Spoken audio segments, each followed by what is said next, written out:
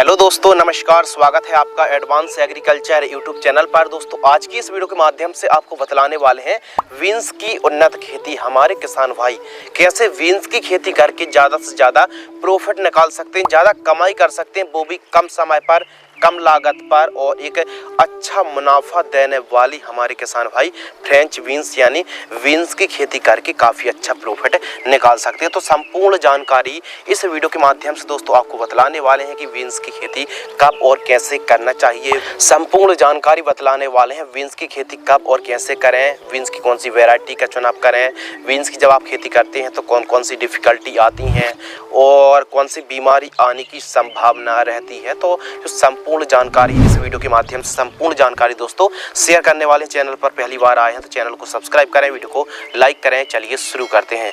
सबसे पहले बात करते हैं अनुकूल समय यानी टाइमिंग के ऊपर बात करें तो बरसात में आप जुलाई अगस्त पर और आप सर्दियों पर, गर्मियों पर अक्टूबर से दिसंबर के मध्य दोस्तों आप खेती कर सकते हैं। बीन्स की खेती सही प्रकार की भूमि पर आप खेती कर सकते हैं। खेत की तैयारी में आप नॉर्मल तरीके से 1 से 2 बार कल्टीवेटर चलवाकर गोबर खाद का प्रयोग करके दोस्तों ठीक तरीके से प्लॉविंग करानी चाहिए। बीन्स का उपयोग दोस्तों हरी सब्जियों के रूप में, वेजिटेबल के रूप में किया जाता है और आसानी से हमारे किसान भाई नज़दीकी मंडियों पर इसकी मार्केटिंग कर सकते हैं। उन्नतशील किस्मों के ऊपर दोस्तों बात करते हैं। इन किस्मों का काफ़ी अच्छा उत्पादन है।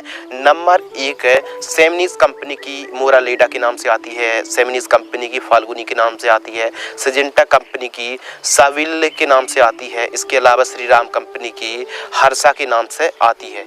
तो इन किस्मों को आप लगा सकते हैं, बेहतरीन आप उत्पादन इन किस्मों से निकाल सकते हैं। पर एकड़ सीड्स के ऊपर बात करें तो 1 एकड़ पर आप खेती कर रहे हैं तो 5 किलोग्राम से 6 किलोग्राम सीड्स की आवश्यकता पड़ने वाली है। यदि घर का बीज लगा रहे हैं तो बीज उपचार जरूर करें। CM75 यानी कार्बेंडाजिम प्लस मैंकोजेब जैसी UPL की साफ फंगीसाइड आती है। 5 ग्राम फंगीसाइड को 1 किलोग्राम बीजों को आपको ठीक तरीके से उपचारित करके बुआई करनी चाहिए। बुआई के समय इन खादों को प्रयोग आप कर सकते हैं बेसल डोज के रूप में। गोबर की खाद 2 से 3 trolley, SSP 100 kilo, DAP 50 kilo और MOP आपको 20 किलो प्रयोग करना चाहिए। दीमक की समस्या है तो रीजेंट 5 किलोग्राम प्रयोग करना चाहिए। बेड विधि से आप खेती कर रहे हैं तो बेड मेकर फिर बेड राइजर से बेड तैयार कराना चाहिए। बेड की चौड़ाई 2.5 फीट, बेड से बेड की दूरी 3 फीट और बेड की ऊंचाई 1 फीट दोस्तों रखनी चाहिए। प्लांट डिस्टेंस के ऊपर बात करते हैं। पौधे से पौधे की दूरी 1 फीट और लान से लान की दूरी 1 फीट रखनी चाहिए।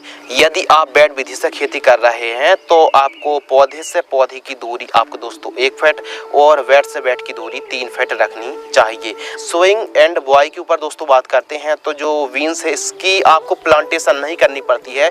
डायरेक्ट फील्ड पर एक एक बीजों की आपको दोस्तों बुआई कर देनी चाहिए। सिंचाई के ऊपर बात करते हैं तो आप ड्रिप से खेती कर रहे हैं तो 2 से 4 दिनों के अंतराल पर, स्प्रिंकलर से 8 से 10 दिनों के अंतराल पर और फ्लैट एरीगेशन क्यारी विधि से 10 से 15 दिनों के अंतराल पर सिंचाई करनी चाहिए। इस फसल को मध्यम सिंचाई की आवश्यकता पड़ती है। थोड़ा सा कम सिंचाई की आवश्यकता इस फसल को पड़ती है, बहुत ज़्यादा सिंचाई की आवश्यकता नहीं होती। और कंटिन्यू आप सिंचाई करते हैं तो पीलापन की समस्या देखने के लिए दोस्तों मिलती है। खरपतवार नियंत्रण के ऊपर बात करते हैं तो निराई गुड़ाई सबसे बेस्ट है। मजदूरों की मदद से या फिर दोस्तों लेबर की मदद से, कुल्फा की मदद से निराई गुड़ाई आपको करनी चाहिए। खरपतवार मुक्त फसल रखनी चाहिए। इस फसल पर ड्रिप भी आप लगा सकते हैं 16 mm इन लाइन।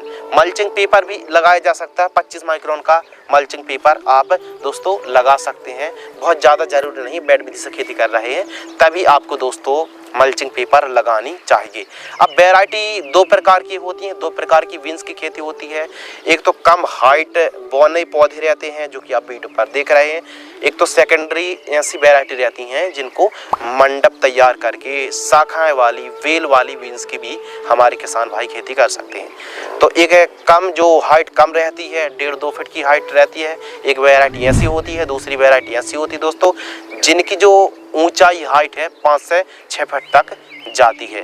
तो बरसात के दिनों पर खेती कर रहे हैं, मंडप विधि से खेती कर रहे हैं तो फिर जो लंबी ऊंचाई वाली जो वैरायटी होती हैं शाखाओं की, उन किस्मों को आप चुनाव कर सकते। ओपन फील्ड फार्मिंग कर रहे हैं तो फिर आपको जो बौनी किस्म होती है उनको लगाना चाहिए। अगले विषय के ऊपर दोस्तों बात करते हैं स्प्रे शेड्यूल। तो बीन्स की फसल पर यह जो आप फोटो पर बीमारी देख रहे हैं, खासकर सेमिलूपर्स, तंबाकू इल्ली, DBM, फली छेदक, aphid acid, thrips, white fly, फल मक्खी, लाल कद्दू बीटल, माइट्स, व्हाइट ग्राफ, rust, powdery mildew, downy mildew, झुलसा और बैक्टीरिया विल्ट की समस्या दोस्तों देखने के लिए मिल सकती है। खासकर पत्तियों को खाने वाली इल्ली का प्रकोप देखने के लिए मिलता है और फलियों को नुकसान पहुंचाने वाली इल्ली का प्रकोप दोस्तों देखने के लिए मिलता है। तो इनकी रोकथाम करना बहुत ज़्यादा जरूरी है। तो आइए बात करते हैं कौन से कीटनाशक दवाइयों की स्प्रे लेनी चाहिए। बीन्स की फसल पर फर्स्ट स्प्रे 35 से 40 दिन के आसपास की फसल होती है तो इन दोनों को 15 लीटर की दर से स्प्रे करना चाहिए। सेकंड स्प्रे 60 से 65 दिन की फसल होती है तो फेंटक प्लस स्वाधीन फंगिसाइड और वायर की सोलिमन इंसेक्टिसाइड 15 लीटर पानी में घोल करके आपको स्प्रे करना चाहिए। खाद शेड्यूल के ऊपर दोस्तों बात करते हैं। यदि आप साधारण तरीके से खेती कर रहे हैं तो फर्स्ट खाद 25 से 30 दिन की फसल होती है। एमओपी, एसएसपी, यूरिया और माइक्रो न्यूट्रिएंट इन चारों खादों को प्रति एकड़ जड़ों के पास देकर सिंचाई करनी चाहिए। सेकंड खाद 40 से 50 दिन की फसल होती है। यूरिया 45 किलो, सागरिका दानेदार 10 किलो, मैग्नीशियम सल्फेट 5 किलो जड़ों के पास देकर सिंचाई करना चाहिए।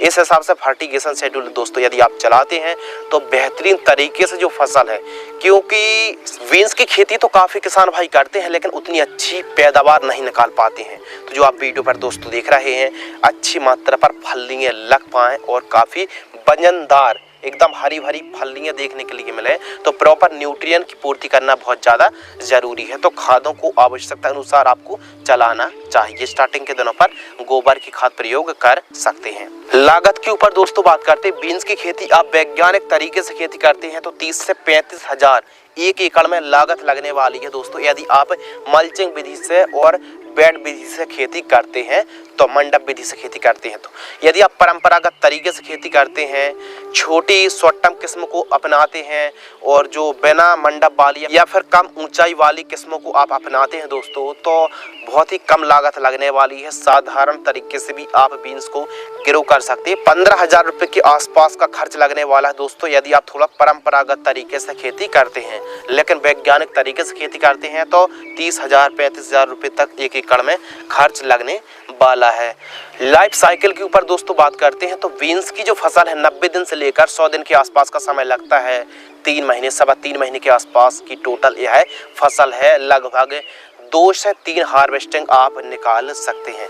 जो फर्स्ट और सेकंड हार्वेस्टिंग होती काफ़ी अच्छी पैदावार देखने के लिए मिलती है। उत्पादन के ऊपर बात करते हैं तो एक एकड़ में 120 से 130 क्विंटल पैदावार दोस्तों हो जाती है। बाजार भाव 15 रुपये से लेकर अधिकतम 60 रुपये 80 रुपये प्रति किलोग्राम तक का रेट देखने के लिए मिलता है। मुनाफा और नेट प्रॉफिट के ऊपर दोस्तों यदि आप बीन्स की खेती 1 एकड़ पर खेती करते हैं दोस्तों, यदि हमारे किसान भाइयों को 30 रुपये केजी का ही रेट मिल जाता है और आसानी से मिल भी जाता है। 40-45 तक का थोक रेट देखने के लिए दोस्तों बीन्स का हमको देखने के लिए मिलता है। काफ़ी अच्छे बाजार भाव बीन्स के बने रहते हैं। 30 रुपये केजी का रेट मिल जाता है यानी 3,000 रुपये क्विंटल।